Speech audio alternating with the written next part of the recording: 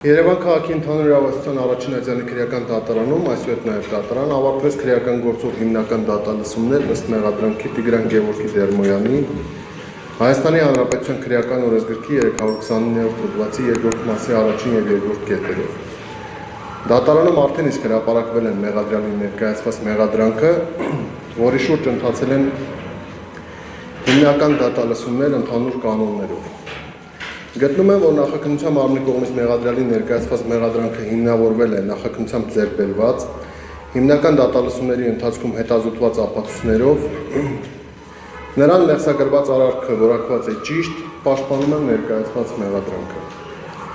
Հայաստանի Հանրապետության քրեական օրենսգրքի հիմնական եւ առաջնային խնդիրներից է հանցավոր ոտնձգություններից մարդու եւ քաղաքացու իրավունքների ու ազատությունների,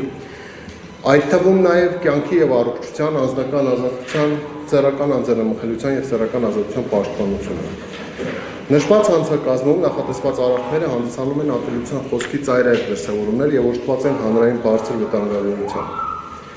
Հարկ է նշել, որ Վճռաբեկ դատարանը 2012 թվականի նոյեմբերի 1-ի թիվ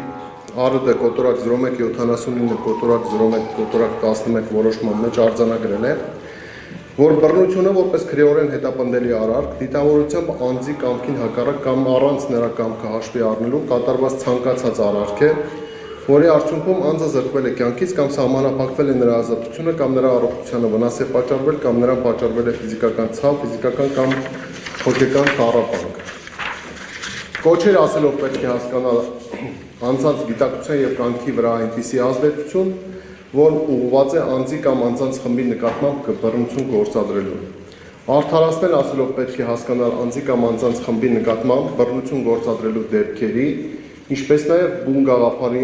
ընդունում եւ պաշտպանություն կամ նման բռնություն գործադրած անձանց արդարացում եւ պաշտպանություն։ Այլ կերպ ասած, նշված դեպքերում անձը հայտարարում է, որ նման բռնությունը համարվում է ճիշտ, ենթակա է պաշտպանության եւ ընդօրինակման։ Քարոզ ասելով պետք է հասկանալ անձի կամ անձանց խմբի նկատմամբ բռնություն գործադրելուն ուղղված գաղափարների տարածումը։ Հարկ է նշել, որ որպես քարոզ չի կարող դիտվել բռնություն գործադրելուն ուղղված գաղափարների տարածումը մեկ անձի մոտ։ Անձի արարքը քարոզ դիտարկելու համար անհրաժեշտ է, որ գաղափարների տարածումը կատարվի մեկից ավելի անձանց շրջանակներում։ Պետք է արձանագրել, որ քննարկվող արարքներից յուրաքանչյուրը կարող է ունենալ տարբեր դրսևորումներ, սակայն հանցակազմի առկայության համար դրանք պարտադիր պետք է լինեն հրապարակային, այլ կերպ ասած, արարքներից յուրաքանչյուրում պարունակվող տեղեկատվությունը պետք է լսելի եւ ընկալելի լինի անձանց լայն շրջանակի համար։ Անհրաժեշտ է ընդգծել, որ Հայաստանի Հանրապետության քրեական օրենսգրքի 329-րդ հոդվածում նախատեսված հանցակազմն առկա կլինի միայն այն դեպքում, երբ հոդվածում նշված արարքները կատարվեն որոշակի հանգամանքներով պայմանավորված։ Այսինքն, քրեական պատասխանատվությունը նախատեսվում ոչ թե ցանկացած ատելության խտրականություն, անհանդուրժողականություն կամ թշնաման հրահրելուն կամ քարոզելուն ուղղված հրապարակային խոսքի, այլ միայն հանցակազմում թվարկված հանգամանքներով պայմանավորված խոսքի համար։ Այսպես, մշակույթի, գիտության, գրականության եւ արվեստի ստեղծագործություններում առկա ատելության խտրականության, անհանդուրժողականության կամ թշնաման հրահրելուն կամ քարոզելուն ուղղված հրապարակային խոսքի նմանվող արտահայտությունները, ինչպես նաև նման ստեղծագործությունների տարածումը, ատելություն, խտրականություն, անհանդուրժողականություն կամ թշնաման հրահրելուն կամ քարոզելուն ուղղված հրապարակային խոսք չեն կարող համարվել եւ այդ արարքները չպետք է մեկնաբանվեն այս հոդվածի համատեքստում։ Նշված հանցակազմը ձևական է, ավարտված հանցագործություն համարվելու համար բավական է հոդվածում նկարագրված արարքներից որևէ մեկի կատարումը։ Պետք է փաստել, որ խոսքի ազատության իրավունքը չի ներառում ատելության խոսքը, այն խոսքի ազատության իրավունքի սահմաններից դուրս է։ Պատվարժան դատարան, դատավարության հարգելի մասնակիցներ։ Անհրաժեշտ եմ համարում նաև անդրադառնալ ռասիզմի եւ անհանդուրժողականության եվրոպական հանձնաժողովի, այսուհետ ՌԱԵՀ թիվ 15 ընդհանուր քաղաքական հանձնարարականի։ Ըստ ՌԱԵՀ թիվ 15 ընդհանուր քաղաքական հանձնարարականի ատելության խոսքի հետ կապված իրավախախտումները չեն կարող օգտագործվել պաշտոնական քաղաքականությունները կամ կրոնական համոզմունքները թիրախավորելու համար։ Ազատ արտահայտվելու իրավունքը շատ կարևոր է ժողովրդավարական գործընթացների համար եւ քաղաքացիները պետք է ազատ լինեն առանց հետապնդման ենթարկվելու վախի արտահայտել իրենց քաղաքական տեսակետները։ Խիստ կարևոր է, որ ատելության խոսքի մասին օրենքները պետության կողմից չօգտագործվեն քաղաքական այլախոհությունը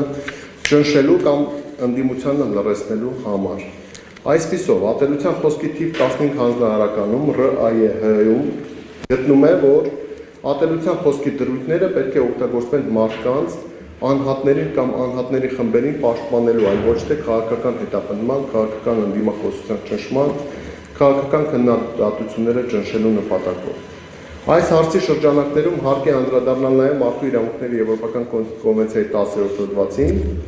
այսպես համաձայն մարդու իրավունքների Եվրոպական կոնվենցիայի 10-րդ հոդվածի յուրաքանչյուր ոք ունի ազատորեն արտահայտվելու իրավունք։ Այս իրավունքը ներառում է սեփական կարծիք ունենալու, տեղեկություններ եւ գաղափարներ ստանալու եւ տարածելու ազատությունը առանց պետական մարմինների միջամտության եւ անկախ սահմաններից։ Այս հոդվածը չի խոչընդոտում պետություններին սահմանելու ռադիոհաղորդումների, հեռուստատեսային կամ կինեմատոգրաֆիական ձեռնարկությունների լիցենզավորում։ Այս ազատությունների իրականացումը, քանի որ այն կապված է պարտավորությունների եւ պատասխանատվության հետ, կարող է պայմանավորվել այնպիսի ձևականություններով, պայմաններով, սահմանափակումներով կամ պատժամիջոցներով, որոնք նախատեսված են օրենքով եւ անհրաժեշտ են ժողովրդավարական հասարակությունում իշահ պետական անվտանգության,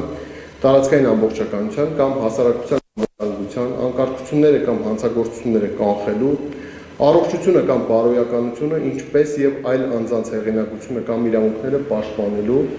խորհրդատվական պայմաններով ստեղծված տեղեկատվության բացահայտումը կանխելու կամ արդարադատության հեղինակությունն ու անաչառությունը պահպանելու նպատակով։ Կոնվենցիայի 10-րդ հոդվածով առավելապես պաշտպանված խոսքի տեսակը քաղաքական խոսքն է։ Քաղաքական իրադարձությունների մասին հանրային դիսկուրսը, հանրային բաց բանավեճը։ Դա ժողովրդավարության պահանջն է, քաղաքական իրադարձությունների մասին խոսքը պետք է առավելապես պաշտպանված լինի արտահայտվելու ազատության իրավունքով, քանի որ քաղաքական իրադարձությունների մասին ինֆորմացիայի ազատ խոսքը անհրաժեշտ է ժողովրդավարական համակարգի կայացման համար։ Հետևաբար, քաղաքական խոսքի համատեքստում ասված վիրավորական, ցնցող եւ անհանգստություն պատճառող խոսքը չի կարող արգելվել ու դրա համար պատասխանատվություն սահմանել, եթե դա ատելություն, անհանդուրժողականություն եւ բռնություն հրահրող խոսք չէ, այլ վիրավորական եւ ցնցող է, սադրող խոսք է։ Տարբերակելու համար, թե հրապարակային արտահայտությունները թույլատրելի խոսք է, թե ատելության խոսք, միջազգային իրավունքում սահմանված են 6 չափանիշներ, որոնցից օգտվում է նաև մարդու իրավունքների Եվրոպական դատարանը։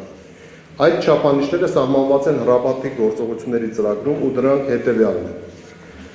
համատեքստը, խոսքը արտահայտողի անձը, դիտավորությունը, բովանդակությունը եւ ձևը, ատելության խոսքի աստիճանը, սրությունը եւ վնասի հնարավորությունը։ Քննարկվող դեպքում հիմնական դատալսումների ընթացքում հետազոտված ապացույցներով, Տիգրան Դերմոյանին ձերբակալելու եւ անձնական խոզարկության ենթարկելու արձանագրություններով, տեսագրության զննության մասին արձանագրությամբ, տեսագրությունները վկաներ Գրիգոր Կարապետյանի եւ Արամ Հովսեփյանի մասնակցությամբ զննության ենթարկելու մասին արձանագրությամբ, Facebook սոցիալական կայքից արտադրված գրության զննության մասին արձանագրությամբ, որպես արտավարության փաստաթուղթ ապացույց ճանաչված լավազարային սկավառակի հետազոտմամբ, տեսագրության պարունակությամբ, հրապարակված տեսագրությունների վերաբերյալ կատարված մեկնաբանությունների հետազոտությամբ, ինչպես նաև վկաներ Գրիգոր Կարապետյանի եւ Արամ Հովսեփյանի նախաքննական եւ հիմնական դատալսումների ընթացքում տրված ցուցմունքներով հաստատվել է, որ Տիգրան Դերմոյանը 2024 թվականի ապրիլի 24-ին Հայոց մեծ եղեռնի տարելիցի օրը ազգային ժողովրդական մեղվարկուսակցության համախոհ մի շարք այլ անձանց հետ գտնվելով Ծիծեռնակաբերդ հուշահամալիրի անմար կրակի մոտ ՀՀ վարչապետի Աննա Հակոբյանի կողմից անչափահաս դստեր Արփի Փաշինյանի հետ հարգանքի տուրք մատուցելու նպատակով անմար կրակին մոտենալու ընթացքում գիտակցելով նշված միջոցառման հանրային լինելու հուշահամալիրը ինչպես զանգվածային լրատվության միջոցների ներկայացուցիչներով, այնպես էլ հասարակության այլ անդամներով լինելու փաստը եւ Աննա Հակոբյանի այցը զանգվածային լրատվության միջոցներով ուղիղ հերարձակվելու հանգամանքը օգտագործելով տվյալ օրով պայմանավորված հասարակության շրջանում հուզականության բարձր մակարդակը Աննա Հակոբյանի եւ նրա անչափահաս դստեր Արփի Փաշինյանի ինքնասիրությունն ու արժանապատվությունը նվաստացնելու մտածածին գաղափարներով եւ հայացքներով հայ ազգի շրջանում ատելություն, խտրականություն, քաղաքական խմբի նկատմամբ անհանդուրժողականություն, թշնամանք հրահրելու եւ քարոզելու դիտավորությամբ մի խումբ անձանց հետ նախնական համաձայնությամբ շուրջ 10 րոպե տևողությամբ Հրապարակային հնչեցրել է հետևյալ բանկարտությունները՝ Նիկոլ Դավաճան, Նիկոլ Հողատու, Նիկոլ Ցեղասպան, Նիկոլ Թշնամի, Նիկոլ Թուրք, որոնք նույն պահին ուղիղ հեռարձակման հրապարակվել են համացանցի YouTube տեսանախագծային կայքում, Պանորամա TV ալիքով, ինչպես նաև նույն կայքերի սոցիալական ցանցերի էջերով։ Այս պիսով թվարկված հանգամանքներն իրենց համակցության մեջ հաստատում են մեղադրյալ Տիգրան Դերմոյանի կողմից իրեն ներսագրվող արարքը հիմնավոր կասկածից վեր ապացուցողական չափանիշին համապատասխան ապացույցների բավարար համակցության աղբյուրությամբ հաստատված համարելու եւ նրա անմեղության կանխավարկածը հաղթահարված լինելու մասին։ Պատվարժան դատարան ելնելով վերագրալից միշտ օրդում է մեղադրյալ Տիգրան Դերմոյանին մեղավոր ճանաչել Հայաստանի Հանրապետության քրեական օրենսգրքի 329-րդ հոդվածի 2-րդ մասի 1 եւ 3-րդ կետերով։